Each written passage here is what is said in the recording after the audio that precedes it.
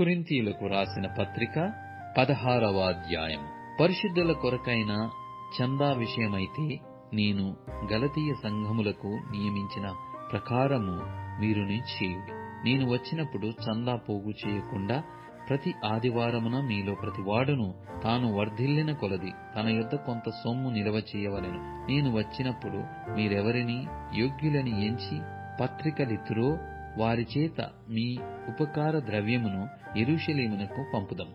నేను కూడా వెళ్ళుట యుక్తమైన ఎడల వారు నాతో కూడా వత్తురు. అయితే మసిదోనియాలో సంచారమునకు వెళ్ళ నిర్దేశించుచున్నాను గనుక మసిదోనియాలో సంచారమునకు వెళ్ళినప్పుడు మీ యొద్దకు వచ్చెదను.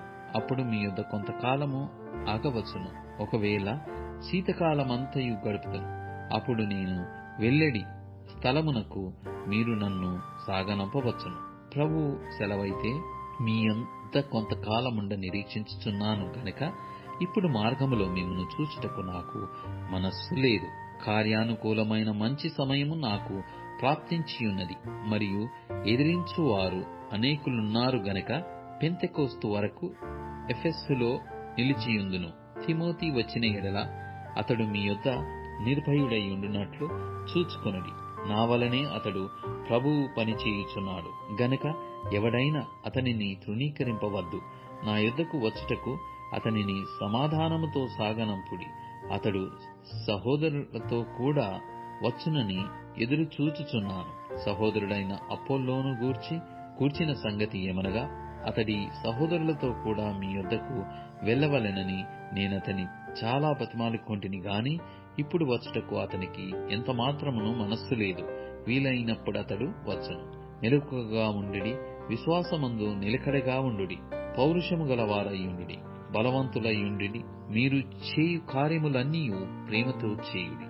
స్టెఫెను ఇంటివారు అకయ యొక్క ప్రథమ ఫలమయ్యున్నారనియు వారు పరిశుద్ధులకు పరిచర్య చేయుటకు తమ్మును తాము అప్పగించుకొని ఉన్నారనియు మీకు తెలియను. కాబట్టి సహోదరులారా, అట్టి వారికిని పనిలో సహాయము చేయుచు ప్రయాసపడుచు ఉండు వారికందరికిని మీరు విధేయులై ఉండవలెనని మిమ్మును బతిమాలుకొనుచున్నాను.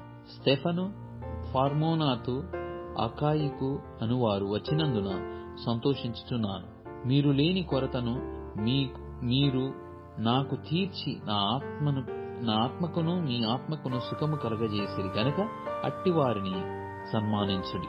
ఆసియాలోని సంఘముల వారు మీకు వందనములు చెప్పుచున్నారు. అకుల, ప్రిస్కిల్ల అనువారును వారి ఇంట నున్న సంఘమును ప్రభువునందు మీకు అనేక వందనములు చెప్పుచున్నారు.